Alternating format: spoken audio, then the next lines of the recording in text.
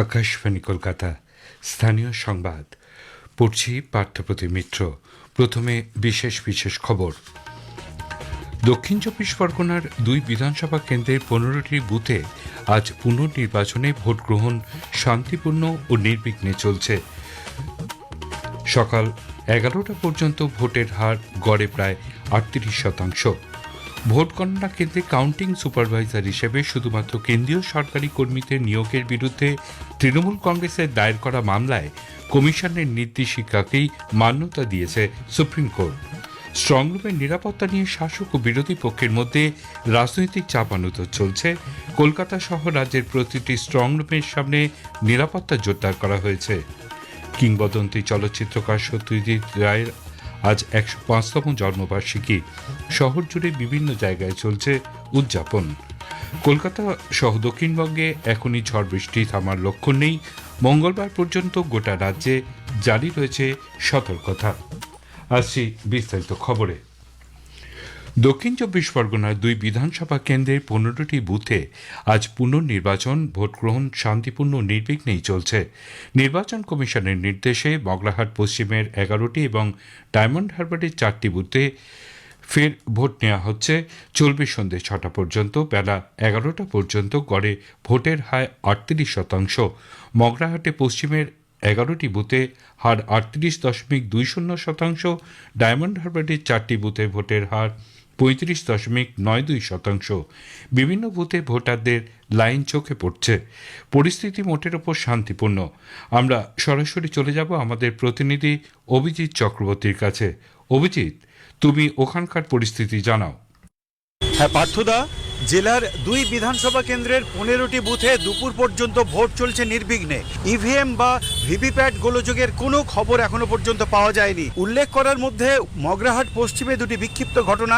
সকালে এই কেন্দ্রের বাহিরপুয়া কুরকুরিয়া প্রাথমিক বিদ্যালয়ে নির্বাচন চলাকালীন বুথ পরিদর্শনে আসেন বিজেপি প্রার্থী গৌর সুন্দর ঘোষ। সেখান থেকে বেরোনোর সময় তৃণমূলের একদল কর্মী সমর্থক বিজেপি প্রার্থীর গাড়ি ঘিরে জয় বাংলা স্লোগান দেয় বলে অভিযোগ। কেন্দ্রীয় বাহিনী ও পুলিশ দ্রুত পরিস্থিতি নিয়ন্ত্রণে আনে। এছাড়া মগরাহাট পশ্চিম বিধানসভার নাজরা ফ্রি প্রাইমারি স্কুলের 127 নম্বর বুথের কাছে তৃণমূলের ক্যাম্প অফিস ভাঙচুর ও তাদের কয়েকজন কর্মীকে মারধরের অভিযোগ উঠেছে কেন্দ্রীয় বাহিনীর বিরুদ্ধে। তৃণমূলের দাবি, ভোটারদের সহযোগিতার জন্য বুথের 500 মিটার বাইরে দলের একটি ক্যাম্প তৈরি করা হয়েছিল, কিন্তু বিজেপি চক্রান্তে সেই ক্যাম্পে হামলা চালায় বাহিনী। বিষয়টি নিয়ে কমিশন এবং কেন্দ্রীয় বাহিনীর উপরে ক্ষোভ প্রকাশ করেন তৃণমূল প্রার্থী শামীম আহমেদ। ডায়মন্ড হারবারের কেন্দ্রের 4টি বুথেই ভোট প্রক্রিয়া মোটের উপর শান্তিপূর্ণ রয়েছে এখনো পর্যন্ত। পার্থদা। ধন্যবাদ অভিজিৎ। অন্যদিকে 144 ফলতা বিধানসভা কেন্দ্রের বিভিন্ন বুথে যে অভিযোগ জমা পড়ে তার ভিত্তিতে এখনও পর্যন্ত পুনর্নির্বাচনের কোনো সিদ্ধান্ত জানায়নি নির্বাচন কমিশন। ভোট গণনা কেন্দ্রে কাউন্টিং সুপারভাইজার হিসেবে শুধুমাত্র কেন্দ্রীয় সরকারি কর্মীদের নিয়োগের বিরুদ্ধে তৃণমূল কংগ্রেসের দায়ের করা মামলায় কমিশনের নির্দেশিকাকেই মান্যতা দিল সুপ্রিম কোর্ট। এর আগে কলকাতা হাইকোর্টেও মামলাটি খারিজ হয়ে গিয়েছিল। তার বিরুদ্ধে গতরাতে সুপ্রিম কোর্টের দ্বারস্থ হয় তৃণমূল কংগ্রেসের জরুরি ভিত্তিতে শুনানির আবেদন জানায়। আজ শীর্ষ আদালতের ছুটি থাকলেও এই মামলার জন্য বিশেষ বেঞ্চ গঠন করা হয়েছিল। শুনানিতে দুই বিচারপতি পি.এস. নরসিনা ও জয়মাল্য বাগচির বেঞ্চ জানিয়েছেন, নির্বাচন কমিশনের জারি করা নির্দেশ যথাযথভাবে পালন করতে হবে। বিচারপতি জয়মাল্য বাগচি বলেন, কাউন্টিং এজেন্ট হিসেবে কাদের নিযুক্ত করা হবে তা সম্পূর্ণভাবে নির্বাচন কমিশনের সিদ্ধান্ত। প্রতিটি টেবিলে কাউন্টিং এজেন্টের পাশাপাশি কাউন্টিং সুপারভাইজার ও একজন মাইক্রো অবজারভার থাকার কথা। তার মধ্যে কেন্দ্র বা রাজ্য যে কোনো সরকারের কর্মী থাকতে পারেন। সুতরাং গণনা কর্মী নিয়োগ নিয়ে আপাতত কোনো অতিরিক্ত নির্দেশের প্রয়োজন নেই। কমিশনের সিদ্ধান্তে হস্তক্ষেপ করতেও অস্বীকার করেছে সর্বোচ্চ আদালত। বিজেপির আইটি সেলের জাতীয় আহ্বায়ক অমিত মালব্য সমাজ মাধ্যমে একটি বার্তায় বলেন, সুপ্রিম কোর্টের এই সিদ্ধান্তের পর কার্যত আইনি লড়াইয়ে পরাজয় হল তৃণমূল কংগ্রেসের। এর থেকে ফের প্রমাণিত, নির্বাচনী প্রক্রিয়ায় নির্বাচন কমিশনের নিয়মের ওপর কোনো রকম হস্তক্ষেপ করবে না আদালত। 4 মে ভোট গণনা। তার আগে স্ট্রংরুমের নিরাপত্তা নিয়ে শাসক ও বিরোধী পক্ষের মধ্যে রাজনৈতিক চাপানুতর চলছে। তৃণমূল কংগ্রেসের প্রার্থী শশী পাজা এক সাংবাদিক বৈঠকে গণনা কেন্দ্রের সিসিটিভি ক্যামেরার ত্রুটি নিয়ে প্রশ্ন তোলেন। বিষয়গুলি নির্বাচন কমিশন সুনিশ্চিত করার প্রয়োজন বলেও মন্তব্য করেন তিনি।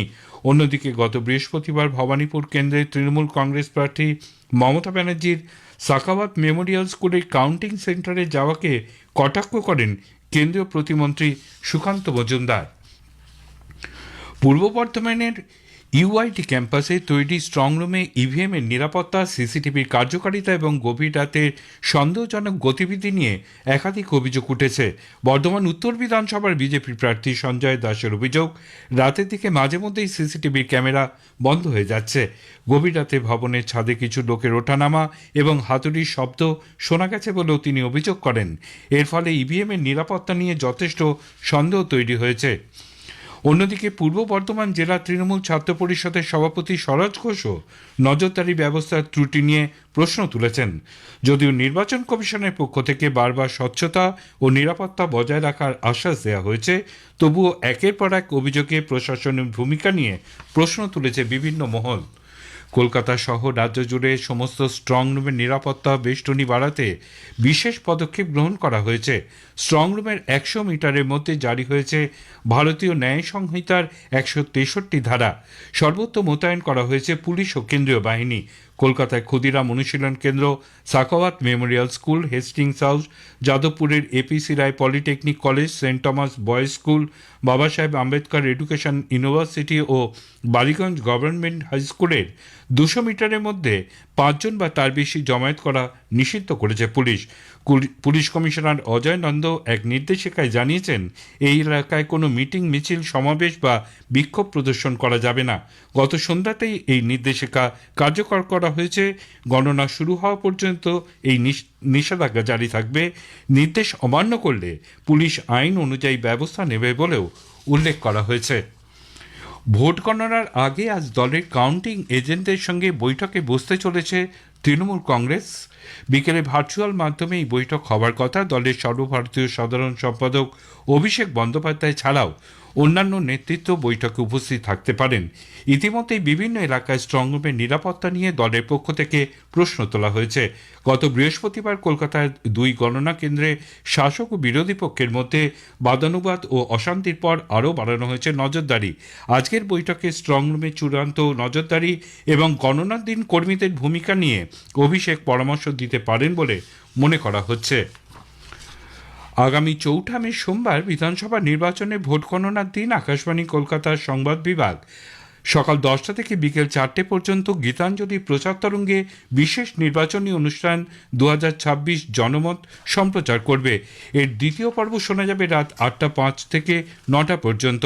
নির্বাচনী সংবাদের পাশাপাশি এতে থাকবে ভোট গণনার গতি প্রকৃতি, ফলাফল বিশ্লেষণ ও রাজনৈতিক ব্যক্তিত্বদের মতামত। আকাশবাণী শিলিগুড়ি, শান্তিনিকেতন ও মুর্শিদাবাদ কেন্দ্র 2টি পর্বই রিলে করবে। এছাড়া ডিটিএইচ পরিষেবা, ফেসবুক পেজ আকাশবাণী সংবাদ কলকাতা এবং YouTube channel RNU Kolkata social মিডিয়াও 2026 জনমত শোনা যাবে।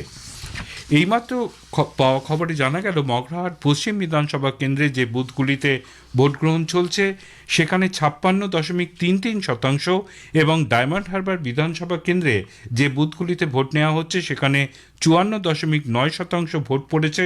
বেলা 1টায় এই তথ্য হাতে এসেছে। স্থানীয় সংবাদ শুনছেন আকাশবাণী কলকাতা কেন্দ্র থেকে।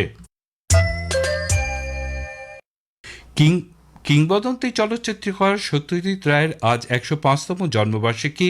এই উপলক্ষে শহরের বিভিন্ন জায়গায় আয়োজন করা হয়েছে একাধিক অনুষ্ঠান। একটি প্রতিবেদন। নির্বাচনোত্তর রাজ্যের ফলাফলের দিকে দেশবাসী যখন অধীর আগ্রহে তাকিয়ে, ঠিক সেই সময় আজ এমন একজনের জন্মদিন উদযাপিত হচ্ছে যিনি রাষ্ট্রের ব্যর্থতা, বিফল রাজনীতি, দুর্নীতি ও সমাজের সার্বিক অবক্ষয়কে বারবার রূপলী পর্দায় তুলে ধরেছেন। তার ছবি হীরক রাজার দেশে দেখিয়ে দিয়েছে কিভাবে শিল্প ও সমাজ সচেতনতা দৃঢ়ভাবে একসঙ্গে উচ্চারিত হতে পারে। রাজ অনাচারের বিরুদ্ধে বলিষ্ঠভাবে তিনি বলেছেন, অনাচার করো যদি রাজা তবে ছাড়ো গদি, যারা তার ধামাধারী তাদেরও বিপদ ভারী। আবার তারই ছবিতে নারী পেয়েছে মুক্তির স্বাদ। তাই তো চারুলতা আজও সবার প্রিয়। কিছুদিন আগেই চারুলতা মাধবী মুখোপাধ্যায় আকাশবাণীর কাছে তার স্মৃতিচারণায় বলছিলেন, ব্যক্তিত্বটা এমনই যে সবাই ভয় পেত, কিন্তু তিনি রাগী ছিলেন না। তার ছবি পথের পাঁচালীর মাধ্যমেই বিশ্ববাসী দেখেছে গ্রাম বাংলার চিত্র। এখনো বাঙালির কাছে গোয়েন্দা মানেই তার সৃষ্ট চরিত্র ফেলুদা। একাধারে চিত্রশিল্পী, পরিচালক, চিত্রনাট্যকার এবং সঙ্গীত পরিচালক, যার ভাবনা চিন্তা সময়ের থেকে বরাবরই বহু এগিয়ে থাকা। তাই তার সৃষ্টি হয়েছে কালোজয়ী। প্রবাদ প্রতিম পরিচালক সত্যজিৎ রায়ের 105তম জন্মবার্ষিকী আজ শ্রদ্ধার সঙ্গে স্মরণ করছে রাজ্যবাসী। কাশফিন নাহার, আকাশবাণী সংবাদ, কলকাতা। কলকাতা সহ দক্ষিণবঙ্গে এখনই ঝড় বৃষ্টি থামার লক্ষণ নেই। উত্তরবঙ্গেও রয়েছে ভারী বৃষ্টির পূর্বাভাস। কলকাতা সহ দক্ষিণবঙ্গের হালকা বৃষ্টির পাশাপাশি চলবে ঝড়।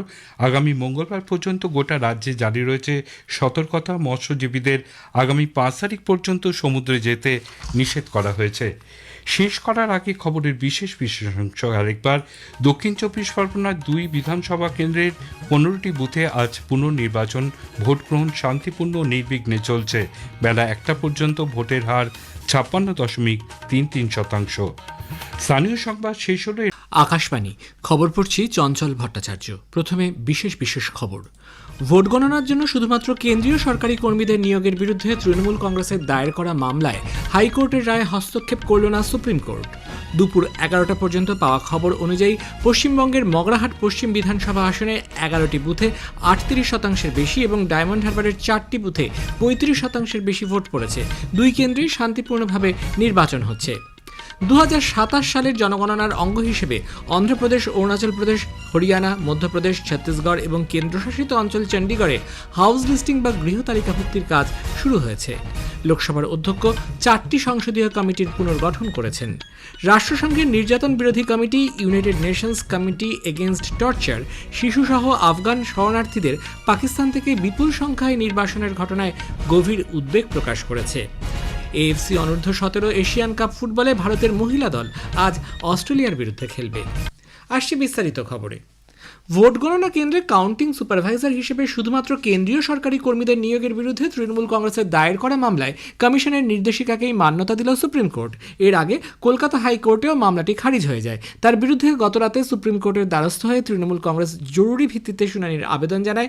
শীর্ষ আদালতে আজ ছুটি সত্ত্বেও এই মামলার জন্য বিশেষ বেঞ্চ গঠন করা হয়। শুনানিতে 2 বিচারপতি PS নরসিংহা ও জয়মাল্য বাগচির বেঞ্চ জানিয়েছেন, নির্বাচন কমিশনের জারি করা নির্দেশ যথাযথভাবে পালন করতে হবে। বিচারপতি জয়মাল্য বাগচি বলেন, কাউন্টিং এজেন্ট হিসেবে কাদের নিযুক্ত করা হবে তা সম্পূর্ণভাবে নির্বাচন কমিশনের সিদ্ধান্ত। প্রতিটি টেবিলে কাউন্টিং এজেন্টের পাশাপাশি কাউন্টিং সুপারভাইজার ও একজন মাইক্রো অবজারভার থাকার কথা। তার মধ্যে কেন্দ্র বা রাজ্য যে কোনো সরকারের কর্মীই থাকতে পারেন। সুতরাং গণনা কর্মী নিয়োগ নিয়ে আপাতত কোনো অতিরিক্ত নির্দেশের প্রয়োজন নেই। কমিশনের সিদ্ধান্তে হস্তক্ষেপ করতেও অস্বীকার করেছে সর্বোচ্চ আদালত। দক্ষিণ 24 পরগনার 2 বিধানসভা কেন্দ্রের 15টি বুথে ভোট গ্রহণ চলছে। সকাল 11টা পর্যন্ত মগরাহাট পশ্চিমে 38.2 এবং ডায়মন্ড হারবারে 35.92% ভোট পড়েছে। গড়ে ভোট পড়ার হার 36.99%। আগেই জানানো হয়েছে, নির্বাচন কমিশনের নির্দেশে মগরাহাট পশ্চিমের 11টি এবং ডায়মন্ড হারবারের 4টি বুথে ফের ভোট নেওয়া হচ্ছে। চলবে সন্ধে 6টা পর্যন্ত। এখনো পর্যন্ত কোথাও কোনো অপ্রীতিকর ঘটনার খবর নেই। মোটের ওপর পরিস্থিতি শান্ত। উল্লেখ্য, নির্বাচন কমিশন গত সন্ধ্যায় রাজ্যের মুখ্য নির্বাচনী আধিকারিককে চিঠি দিয়ে আবারও ভোট গ্রহণের নির্দেশ দেয়। গত 29 এপ্রিল দ্বিতীয় দফা ভোটের সময় এই কেন্দ্রগুলি থেকে অশান্তি ও নির্বাচনী প্রক্রিয়ায় বিঘ্ন ঘটানোর খবর আসে। আগামী 4 মে সোমবার বিধানসভা নির্বাচনের ভোট গণনার দিন আকাশবাণী কলকাতার সংবাদ বিভাগ সকাল 10টা থেকে বিকেল 4টে পর্যন্ত গীতাঞ্জলি প্রচার তরঙ্গে বিশেষ নির্বাচন অনুষ্ঠান জনমত 2026 সম্প্রচার করবে। এর দ্বিতীয় পর্ব শোনা যাবে রাত 8টা 5 থেকে 9টা পর্যন্ত। নির্বাচনী সংবাদের পাশাপাশি এতে থাকবে ভোট গণনার গতি প্রকৃতি, ফলাফল বিশ্লেষণ ও রাজনৈতিক ব্যক্তিত্বদের মতামত। আকাশবাণী শিলিগুড়ি, শান্তিনিকেতন ও মুর্শিদাবাদ কেন্দ্র 2টি পর্বই রিলে করবে। এছাড়াও DTH পরিষেবা, ফেসবুক পেজ আকাশবাণী সংবাদ কলকাতা এবং ইউটিউব চ্যানেলে RNU কলকাতা সোশ্যাল মিডিয়াতেও জনমত 2026 শোনা যাবে। কিংবদন্তি চলচ্চিত্রকার সত্যজিৎ রায়ের আজ জন্মদিন। চলচ্চিত্র সমালোচনার প্রত্যুত্তরে একাধিকবার নানা আলোচনায় সত্যজিৎ রায় বলেছেন, সাহিত্য, নাটক, চিত্রকলা, সঙ্গীত ইত্যাদির প্রভাব সত্ত্বেও চলচ্চিত্র শিল্প নিজস্ব বৈশিষ্ট্যে ভাস্বর এবং এই শিল্পের গুণাগুণ বিচারে এক বিশেষ ধরনের সমজদারির প্রয়োজন নেই। তাই ভোটমুখী বাংলায় সমস্ত রাজনৈতিক দল ও রাজ্যবাসীর একটি বড় অংশ মেতে থাকলেও মহান কিংবদন্তি চলচ্চিত্রকার সত্যজিৎ রায়ের জন্মদিনকে স্মরণে রেখে বেশ কিছু সংগঠন নানা অনুষ্ঠানের আয়োজন করেছে। Satyajit Ray film and television institute, আসানসোলের সিনে ক্লাব, বারাসাত চলচ্চিত্রপ্রেমী সংগঠন এবং গলফ গ্রিন সিনে ক্লাব আজ সন্ধ্যায় আলোচনা শেষে তার চলচ্চিত্র প্রদর্শনীরও আয়োজন করেছে।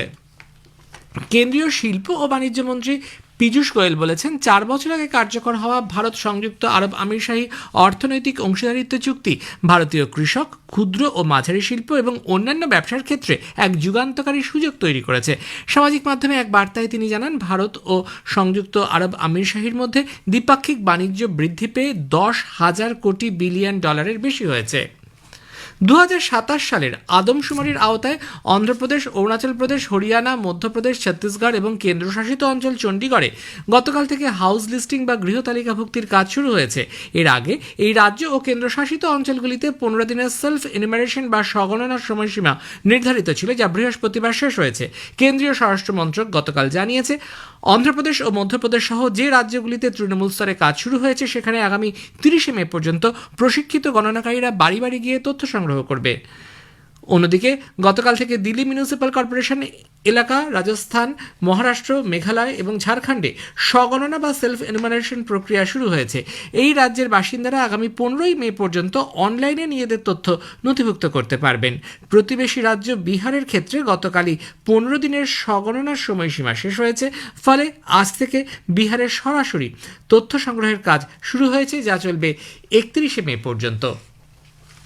প্রাকৃতিক দুর্যোগ মোকাবিলা সংক্রান্ত জরুরি সতর্কবার্তা নাগরিকদের কাছে পৌঁছে দিতে সেল ব্রডকাস্ট সিস্টেম চালু করেছে ভারত সরকার।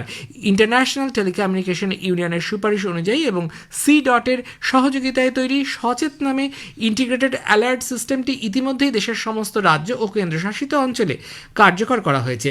এই সিস্টেমটির পরীক্ষা করার উদ্দেশ্যে নির্দিষ্ট এলাকার মোবাইল গ্রাহকদের কাছে SMS এর মাধ্যমে আজ মোবাইল ফোনে সাইরেন সহ দুর্যোগের সতর্কবার্তা পাঠানো হয়। তবে নাগরিকরা যাতে চিন্তিত না হয় সেই কারণে কেন্দ্রীয় যোগাযোগ মন্ত্রী জ্যোতিরাদিত্য সিন্ধিয়া সামাজিক মাধ্যমে এক বার্তায় জানান, মোবাইলে এ ধরনের কোনো মেসেজ এলে আতঙ্কিত হওয়ার কোনো প্রয়োজন নেই। এ খবর প্রচারিত হচ্ছে আকাশবাণী থেকে। আমাদের সংবাদ শোনা যাবে ইউটিউব চ্যানেল আকাশবাণী সংবাদ বাংলা, ফেসবুক ও ইনস্টাগ্রাম আকাশবাণী সংবাদ কলকাতা এবং এক্স হ্যান্ডেল AIR নিউজ কলকাতাতে। লোকসভার অধ্যক্ষ ওম বিড়লা 2026-27 সালের জন্য 4টি সংসদীয় কমিটি পুনর্গঠন করেছেন। লোকসভার বিজেপি সাংসদ ডক্টর সঞ্জয় জয়সওয়ালকে নিম্নপক্ষের 30 জন সদস্য নিয়ে গঠিত এস্টিমেটস কমিটির সভাপতি হিসেবে নিযুক্ত করা হয়েছে। লোকসভার 15 জন, রাজ্যসভার 7 জন সদস্য নিয়ে গঠিত রাষ্ট্রায়ত্ত সংস্থাগুলি সংক্রান্ত কমিটির সভাপতি নিযুক্ত হয়েছে বিজেপির সাংসদ বৈজয়ন্ত পান্ডা। এছাড়াও লোকসভার কংগ্রেস সাংসদ KC বেণুগোপালকে পাবলিক অ্যাকাউন্টস কমিটির সভাপতি হিসেবে নিয়োগ করেছেন অধ্যক্ষ। এই কমিটিতে লোকসভার 15 এবং রাজ্যসভার 7 জন সদস্য আছেন। অন্যদিকে তপশিলি জাতি ও উপজাতি কল্যাণ কমিটির নেতৃত্বে থাকবেন লোকসভার বিজেপি সাংসদ ফাগ্গান সিং কুলস্তে। এই কমিটিতে লোকসভার 20 জন এবং রাজ্যসভার 10 জন সদস্য আছেন। রাজ্যসভার সাংসদ সন্দীপ পাঠকের বিরুদ্ধে পাঞ্জাব পুলিশ জামিন অযোগ্য ধারার FIR দায়ের করেছে। পুলিশ সূত্রের খবর, পাঞ্জাবের 2টি জেলায় 2টি FIR দায়ের করা হয়েছে, তবে জেলা দুটির নাম এখনও আনুষ্ঠানিকভাবে জানানো হয়নি। রাষ্ট্রসংঘের নির্যাতন বিরোধী committee United Nations committee against torture 2023 সালের অবৈধ বিদেশি প্রত্যাবাসন পরিকল্পনার পরিপ্রেক্ষিতে শিশুসহ আফগান শরণার্থীদের পাকিস্তান থেকে বিপুল সংখ্যায় নির্বাসনের ঘটনায় গভীর উদ্বেগ প্রকাশ করেছে।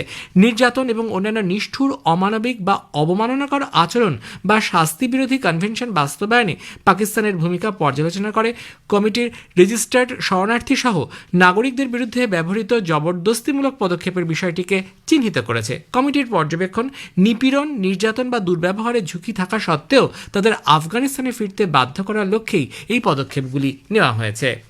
ভারতের আবহাওয়া দফতর আজ আসাম, মেঘালয়, সিকিম ও হিমালয় সংলগ্ন পশ্চিমবঙ্গে অতি ভারী বৃষ্টিপাতের পূর্বাভাস দিয়েছে।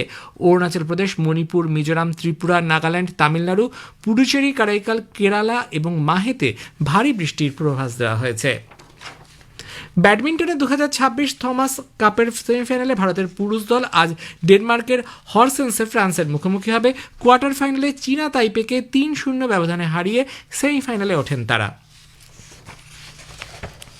ভারত আজ এএফসি অনূর্ধ্ব 17 মহিলাদের এশিয়ান কাপ ফুটবলে তাদের প্রথম ম্যাচে অস্ট্রেলিয়ার মুখোমুখি হবে। চীনের সুজৌতে খেলা শুরু হবে ভারতীয় সময় বিকেল 5টায়। 21 বছর পর ভারত মহিলাদের অনূর্ধ্ব 17 এশিয়ান কাপে খেলার যোগ্যতা অর্জন করেছে। শেষে বিশেষ খবর আরও একবার। ভোট গণনার জন্য শুধুমাত্র কেন্দ্রীয় সরকারি কর্মীদের নিয়োগের বিরুদ্ধে তৃণমূল কংগ্রেসের দায়ের করা মামলায় হাইকোর্টের রায় হস্তক্ষেপ করল না সুপ্রিম কোর্ট। দুপুর 11টা পর্যন্ত খবর অনুযায়ী পশ্চিমবঙ্গের মগরাহাট পশ্চিম বিধানসভা আসনে 11টি বুথে 38% বেশি এবং ডায়মন্ড হারবারে 4টি বুথে 35% বেশি ভোট পড়েছে। খবর শেষ হলো।